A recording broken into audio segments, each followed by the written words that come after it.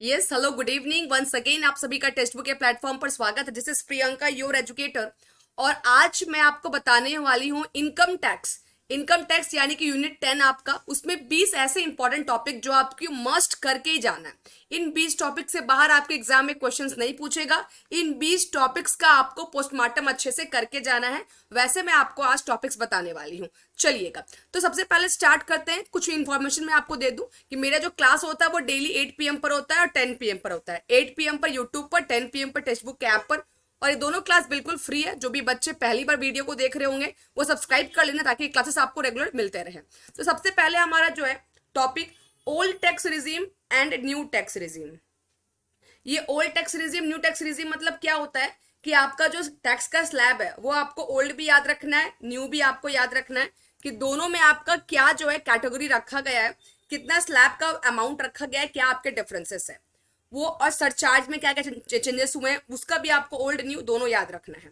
Recent update, income tax में जितने भी रीसेंट अपडेट्स हो, जैसे कि आपका ये एलटीए का आपका अमाउंट चेंज हुआ है या सरचार्ज का अमाउंट चेंज हुआ है, तो स्मॉल स्मॉल आपका 54 के अंतर्गत चेंजेस हुआ है। जितने भी आपके चेंजेस हुए हैं ये आपके 2023-24 या 22-23 वाले ईयर में, इसको आपको क्या करना है कि याद करना है। उसके बाद टैक्स प्लानिंग, अवॉइडेंस और रिविजन। एक क्वेश्चन 100% यहाँ से कंफर्म है कि यहाँ से पूछा जाएगा आपसे। यहाँ पे टैक्स प्लानिंग, अवॉइडेंस, रिविजन से कोई भी एक क्वेश्चन पूछेगा आपको, इसका मीनिंग आपको क्लियर कट याद रखना है। कॉर्पोरेट टैक्स प्लानिंग जो होते हैं उसके टेक्निक आपको पढ़ने हैं। कॉर्पोरेट टैक्स प्लानिंग के अंदर ही आपका अवॉइडेंस और इवेजन सब आ जाता है, बट कॉर्पोरेट टैक्स प्लानिंग का एक टेक्निक आता है, इसमें ट्रांसफर प्राइसिंग या फिर डेफर्ड टैक्स लाइबिलिटी ये सब आपको देखने को मिलेगा। तो वो सब जो टेक्निक है उसको अच्छे से पढ़िएगा। टेक्निक से इंडिपेंडेंटली क्वेश्चन आ सकते हैं। एग्रीकल्चर इनकम कैसे कंप्यूट करते हैं, यहाँ पर आपको देखना है कि एग्रीकल्चर इनकम यानी कि एआई इनकम कौन सा है और नन एआई इनकम कौन सा है, ये आपको पता होना चाहिए। आपको एग्जाम में ऑप्शन दिया रहेगा कौन सा एग्रीकल्चर है कौन सा एग्रीकल्चर नहीं है, ये डिफरेंसेस आपको पता होना चाहिए। रेसिडेंशियल है ना, एन है रेसिडेंशियल स्टेटस, यानी किसको हम ऑर्डिनल मानेंगे, किसको हम लोग नन ऑर्डिनल मानेंगे, किसको रेसिडेंट मानेंगे, किसको नन रेसिडेंट मानेंगे। इसका जो क्राइटेरिया है डेज के हिसाब से, वो डेज आपको बस याद रखना है। और आप ये मत सोचो कि मैम ये बहुत ज्यादा हो रहा है, हमको तो आता ही नहीं है कुछ। तो इनकम टैक्स का मैंने पूरा सिलेबस ऑलरेडी पहले ही कंप्लीट करा दिया। पूरे 10 क्लास में मैंने आपका इनकम टैक्स कंप्लीट कराया है। उसका वीडियो जो है प्लेलिस्ट पे पड़ा हुआ है, जाके प्लेलिस्ट में आप चेक कर लीजिए, या तो टेलीग्राम ज्वाइन कर लीजिए, टेलीग्राम पे भी उसका मैंने लिंक आपको शेयर कर दिया है। उसके बाद हाउस प्रॉपर्टी का कैलकुलेशन कैसे करते हैं, जेवी कैसे निकालते हैं, या आपका एनवी कैसे निकालते हैं, म्युनिसिपल टैक्स कैसे निकालते हैं, वो सब आपको यहाँ पर देखना पड़ेगा। एचआरए का कंप्यूटेशन, एचआरए का कंप्यूटेशन करने के लिए कौन कौन सा आइटम हमारे पास होने चाहिए, सैलरी होना चाहिए, एचआरए कितना रिसीव कर रहे हैं, एचआरए कितना पेड कर रहे हैं, उसके बाद किस सिटीज में है, ये सब आपको बेसिक इन्फॉर्मेशन प्रोवाइड होना चाहिए। क्लब्ड इनकम क्या होता है, क्लब्ड इनकम से आपके क्वेश्चंस आए थे माइनर के रिगार्डिंग। मैंने क्लब्ड इनकम आपको स्मॉल टॉपिक में प्रोवाइड कर दिया है। क्लब इनकम में माइनर भी होता है, हस्बैंड वाइफ भी होते हैं, पेरेंट्स भी होते हैं, तो उसका डिटेल देख लेना आपको। क्लब्ड इनकम में किस किस केस में कौन कौन सा इनकम किसके हाथ में क्लब्ड किया जाता है। उसके बाद अलाउंसेस, अलाउंसेस में आपको 3 टाइप के अलाउंसेस होते हैं। कुछ फुल्ली टैक्सेबल होते हैं, कुछ पार्शियली आपके एग्जाम्प्ट होते हैं, और कुछ आपके फुल्ली एग्जाम्प्ट होते हैं, या कुछ फुल्ली आपकी पार्शियली टैक्सेबल होते हैं। तो ऐसे इनकम को, ऐसे टाइप्स को आपको देखना, जैसे डीएनएस अलाउंसेस, डीए डीए हो गया, ट्रांसपोर्ट अलाउंसेस हो गया, तो कौन सा फुल्ली में आएगा, कौन सा पार्शियली में आएगा, कौन सा फुल्ली टैक्सेबल होगा, कौन सा फुल्ली एग्जाम्प्ट होगा, ओवर टाइम का पैसा क्या होता है, टैक्सेबल होता है, एग्जाम्प्ट होता है। तो ये अलाउंसेस वाला पार्ट आपको अच्छे से करके जाना है। इसके अलावा टीडीएस, टीसीएस और एडवांस पेमेंट, यहाँ पर जो इसका परसेंटेज वाला कैटेगरी है ना, कि टीडीएस सैलरी में कितना होता है, फिर इंश्योरेंस में कितना है, उसके बाद प्लांट मशीनरी में कितना है, टीसीएस कितना करता है, आपका मोटर व्हीकल पे 1% है, स्क्रैप वैल्यू पर कितना परसेंट है।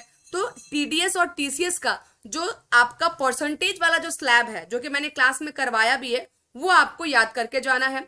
एडवांस पेमेंट में आपको क्या करना है कि कितना अमाउंट है, कितना इंस्टॉलमेंट है और ड्यू डेट क्या है, बस 3 चीज करके जाना है। और एडवांस पेमेंट मतलब एडवांस पेमेंट नहीं, एडवांस टैक्स के बारे में बात हो रही है, एडवांस टैक्स पेमेंट के बारे में बात हो रही है। तो 10,000 से अगर ऊपर का अगर आपका टैक्स की लायबिलिटी बनती है, तब आपको वहां पर एडवांस टैक्स देना पड़ता है। तो ये क्राइटेरिया आपको देखकर जाना है।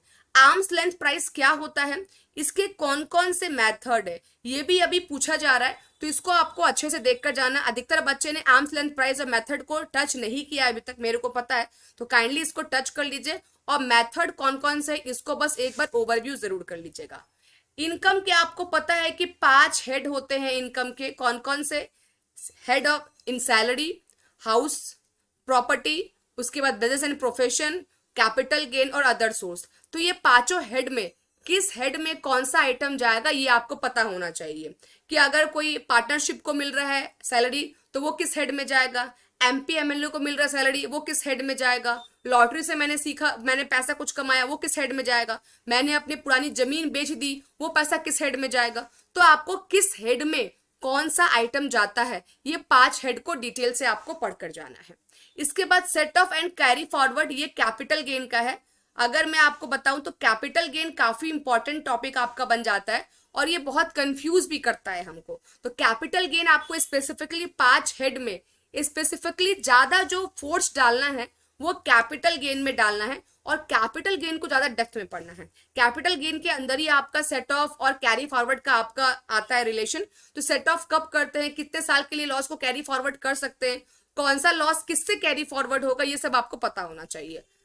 आईटीआर फाइल कैसे किया जाता है, आईटीआर 1 क्या होता है, आईटीआर 2 क्या होता है, आईटीआर 1 to 7 कौन से आईटीआर को कब यूज करते हैं, किस आईटीआर का क्या नाम है, फॉरेनर्स कौन सा आईटीआर यूज करते हैं, डायरेक्टर कौन सा आईटीआर यूज करते हैं, उसके बाद आपका एचयूएफ कौन सा आईटीआर यूज करते हैं, एनजीओ कौन सा आईटीआर यूज करते हैं, ये सब आपको पता होना चाहिए। इसके बाद ये देखो, ये जो है ना 16, 17, 18 और 19, नहीं ये 18 नहीं, ये 19 और 20, 16, 17, 19 और 20, ये 4 ऐसे टॉपिक है जिससे एग्जाम में क्वेश्चन एक एक बार आपका पूछा गया है। यानी कि जो थोड़ा सा नया टॉपिक है, जैसे कि पिन मनी से 2023 में क्वेश्चन आपका पूछा गया जून में कि पिन मनी क्या होता है, तो इसको देख लेना है आपको।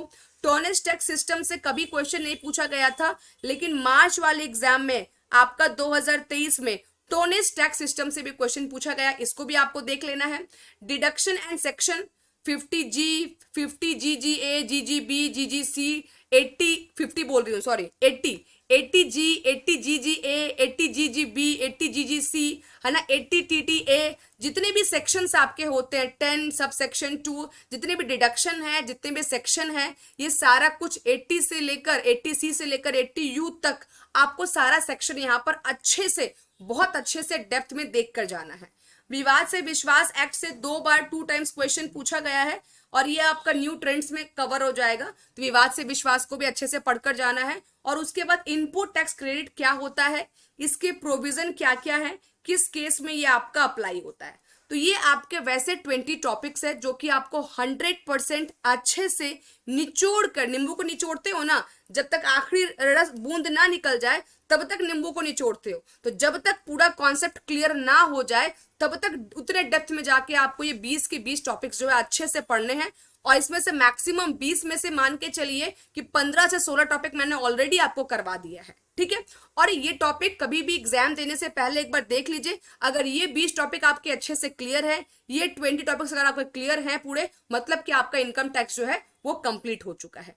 तो आप लोगों ने बोला कि मैम हर एक यूनिट की हमको इंपॉर्टेंट बता दीजिए, तो आपको पता है कि मैं थ्योरी वाइज पीवाईक्यू वाइज आपको टॉपिक्स क्लियर करते जा रही हूँ। जैसे जैसे मेरा यूनिट क्लियर होते जाएगा वैसे मैं इंपॉर्टेंट टॉपिक आपको बताते हुए चलूंगी। अगला जो मेरा क्लास होगा उसमें मैं आपको बताऊंगी कि बिजनेस स्टैटिस्टिक्स के यूनिट 5 के कौन कौन से इंपॉर्टेंट टॉपिक्स है, वो भी मैं इसी तरह आपको प्रोवाइड कर दूंगी ताकि आप लोगों को पढ़ने में सुविधा हो। अब इन टॉपिक्स को ध्यान में रखो, इसको पढ़ लो, इसके बाद भी अगर टाइम बचता है तो जो आपकी इच्छा है वो पढ़ना, लेकिन पहले इन टॉपिक्स को कवर जरूर कर लीजिए। ओके, चलो thank you so much, bye bye, take care. Video पसंद आया हो तो वीडियो को लाइक जरूर कर दीजिएगा, और जो लोग टेलीग्राम पे नहीं है टेलीग्राम ज्वाइन कर लीजिए, सारे क्लासेस के अपडेट्स आपको वहीं पर मिलेंगे। और अगेन 8 बजे हम लोग मिलते हैं, 8 बजे शाम में हमारा क्लास भी है, तो 8 बजे मिलते हैं। Okay, bye bye, take care, all the very best, bye bye bye bye.